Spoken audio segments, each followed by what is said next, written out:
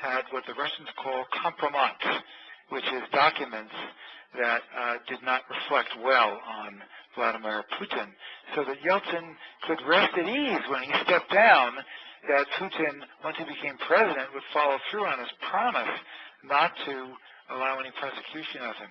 So again, we have someone being considered for the successor who is the head of an agency with ample opportunities for large bribes. It does raise suspicions of a similar process here. It certainly sounds like the basis for some very good friendships forming between the prime ministers and the presidents as they succeed each other. Yes.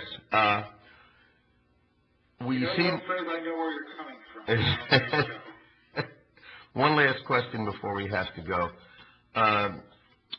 How does this affect the return of the Cold War, certainly the cooling down of U.S.-Russian relations? Does this affect that in any way? Well, it's not clear it will have any effect. We don't really know much about the personal views of Zhukov. In fact, we don't know anything.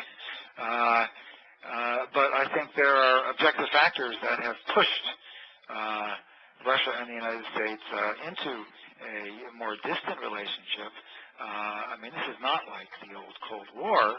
You know, they don't have missiles on hair triggers pointed at each other as in the past. But they do have a very large bomb, if I may interrupt. Well, they said they do, but still, I just think it's important not to exaggerate. You know, Russia and the U.S. are not engaged in the same kind of contest that the U.S. and the Soviet Union were. But if I may interrupt you, but they have conflicting interests.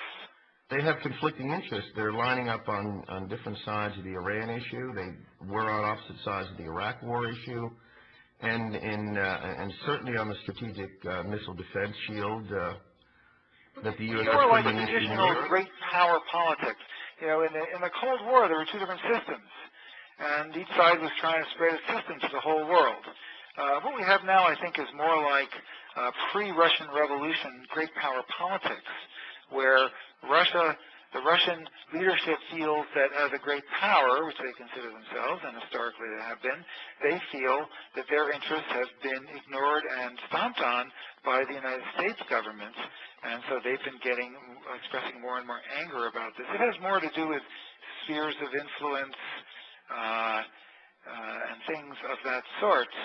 After all, the United States government has been trying to get control of all the strategic oil and other resources surrounding Russia, many of them located in what used to be part of the Soviet Union.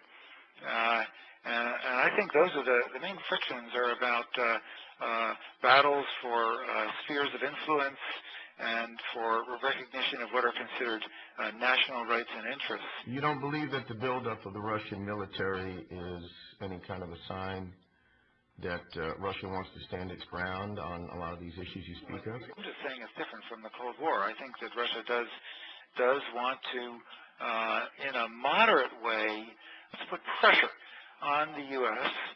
to respect what they see as their legitimate interests. And to treat Russia as an equal partner.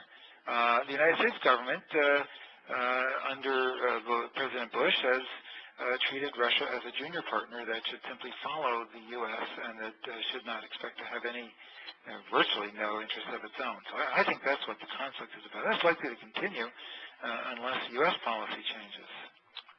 Professor David Kotz, thank you for joining us on INN. Thanks for having me.